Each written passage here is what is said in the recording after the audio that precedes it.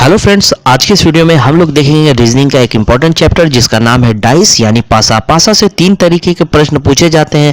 पहला टाइप का प्रश्न पूछा जाता है मानक पासा यानी स्टैंडर्ड डाइस से, दूसरा होता है सामान्य पासा यानी जनरल डाइस से, और तीसरे टाइप का प्रश्न पूछा जाता है ओपन डाइस से। तो इन तीनों के बारे में आज हम जानेंगे कैसे कैसे प्रश्न पूछे जाते हैं। तो इस वीडियो को आप शुरू से लेकर लास्ट तक देख लेंगे, फिर डाइस से ऐसा कोई क्वेश्चन नहीं होगा जो आपसे छूटेगा। तो चलिए शुरू करते हैं आज की वीडियो। तो देखिए दोस्तों, सबसे पहला होता है मानक पासा यानी स्टैंडर्ड डाइस। तो हम कहते किसे हैं मानक पासा?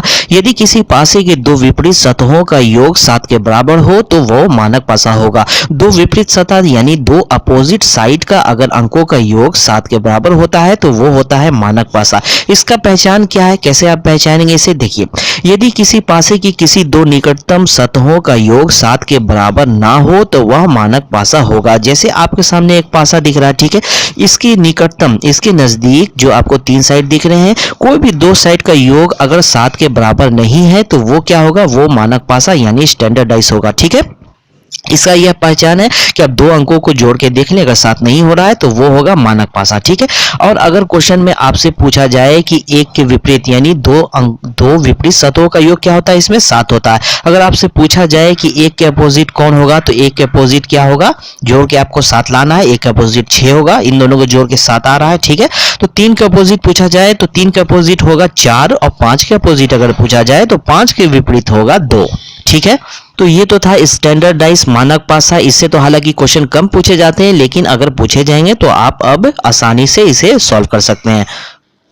तो अब चलिए दूसरा देखते हैं जो सबसे इंपॉर्टेंट है, सामान्य पासा यानी जनरल डाइस। तो सामान्य पासा हम कहते किसे हैं? देखिए, यदि किसी पासे के किसी भी दो निकटतम सतहों का योग 7 के बराबर हो तो वह समान पासा होगा, या पासे के सभी फलकों पर कोई ना कोई अक्षर या चिन्ह हो तो वह समान पासा होगा। देखिए, आपके सामने एक पासा दिख रहा है, ठीक है, तीन फेस आपके सामने दिखते हैं। ठीक है, तीन फेस में से कोई भी दो फेस के अंकों का योग, ठीक है, कोई भी निकटतम दो फेस के अंकों का योग अगर 7 के बराबर है तो वह होगा समान पासा। जैसे यहाँ 6 और 1 को अगर आप जोड़ेंगे तो 7 हो जाएगा। तो देखने से ये आपको पता चल जाएगा कि ये एक समान पासा है। या फिर कोई अक्षर या कोई चिन्ह हो जो आपको दिख रहे हैं तीन फेस में, तो वो क्या होगा? वो समान पासा होगा। ठीक है, अब देखिए इससे कैसे कैसे प्रश्न पूछे जाते हैं। इससे देखिए दो केस बनते हैं। ठीक है, दो केस बनते हैं ऐसे प्रश्न में, समान पासे के प्रश्न में दो केस बनते हैं। तो चलिए हम देखते हैं केस 1। ठीक है, तो देखिए यहाँ पर दो पासा आपके सामने दिख रहा है। हमें यहाँ पर यह बताना है कि 4 के अपोजिट कौन सी संख्या होगी, 5 के अपोजिट कौन सी संख्या होगी, और 6 के अपोजिट कौन सी संख्या होगी। ठीक है, तो कैसे हम पता करेंगे? सबसे पहले हमें यह देखना है कि दोनों पासा में कौन सा ऐसा एक नंबर है जो कॉमन है, दोनों पासा में है। ठीक है, तो यहाँ पर अगर आप देखेंगे तो 6 एक ऐसा नंबर है जो दोनों पासा में है। ठीक है, 6 ऐसा नंबर है जो दोनों पासा में है। तो हमें करना क्या होगा?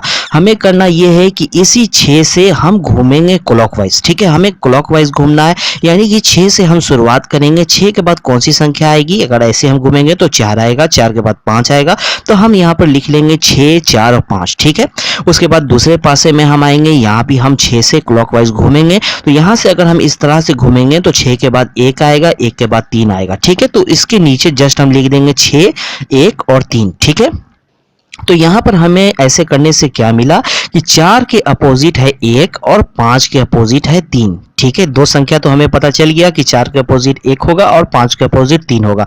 एक संख्या सिर्फ बच रहा है कि 6 के अपोजिट कौन होगा। जो संख्या यहां पर आपको नहीं दिख रहा है वो संख्या होगा 6 के अपोजिट। तो यहां पर 2 नहीं दिख रहा है तो 6 के अपोजिट होगा 2।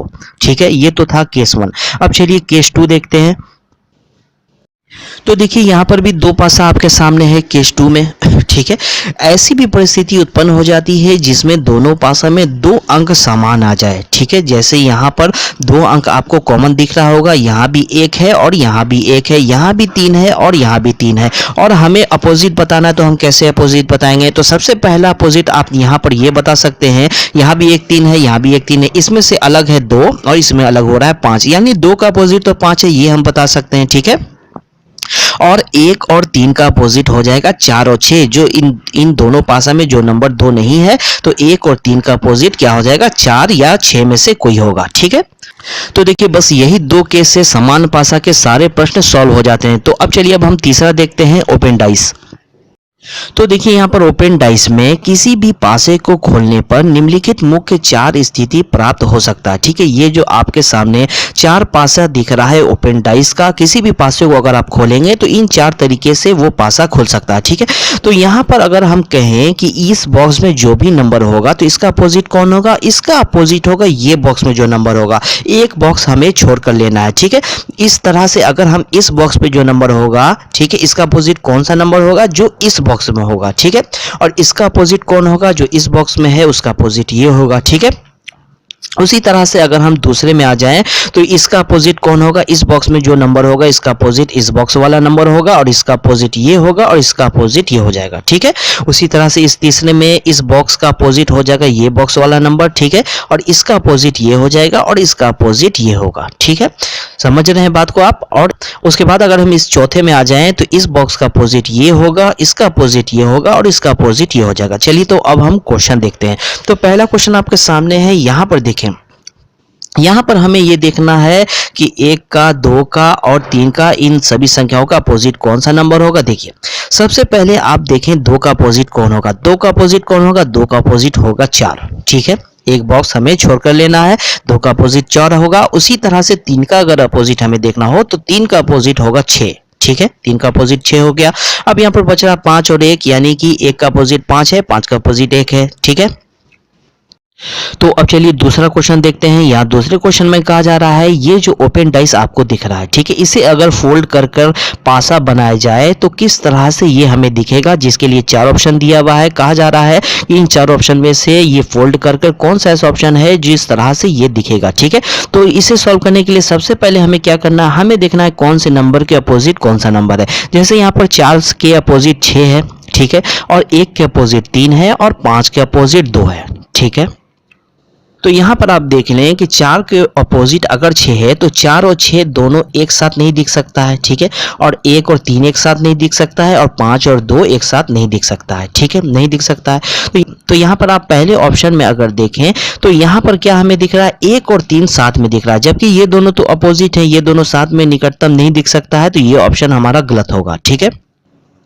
उसी तरह से ऑप्शन नंबर 2 में अगर हम देखें तो यहाँ पर आप देखें 5 के अपोजिट है 2, यानी कि ये दोनों साथ में नहीं दिख सकते, यहाँ पर ये दोनों साथ में दिख रहा है हमें, तो ये ऑप्शन भी हमारा ऐसा नहीं हो सकता, इसे भी हम काट देंगे। और तीसरे अगर ऑप्शन को अगर हम चेक करें तो यहाँ पर आप देखें 4 के अपोजिट है 6, तो ये दोनों भी साथ में नहीं हो सकता, यहाँ 4 और 6 साथ में है, तो इसे भी हम काट देंगे।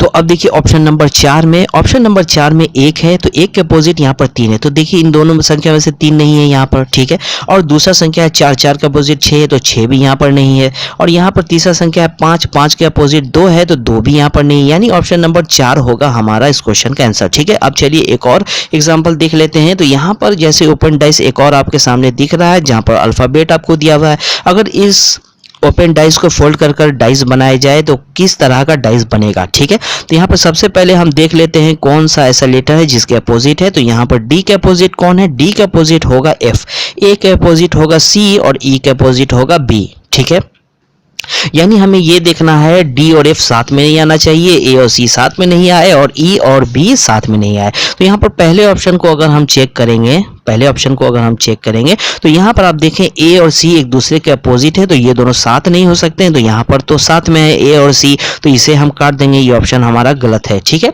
और दूसरा ऑप्शन को अगर हम चेक करें तो एफ है। ठीक है, एफ के अपोजिट कौन है, एफ के अपोजिट है डी, तो डी तो यहाँ पर है नहीं, ए के अपोजिट है सी, सी भी यहाँ भी नहीं है, और बी के अपोजिट है ई, ई भी यहाँ पर नहीं, यानी कि ऑप्शन नंबर 2 होगा हमारा इस क्वेश्चन का आंसर।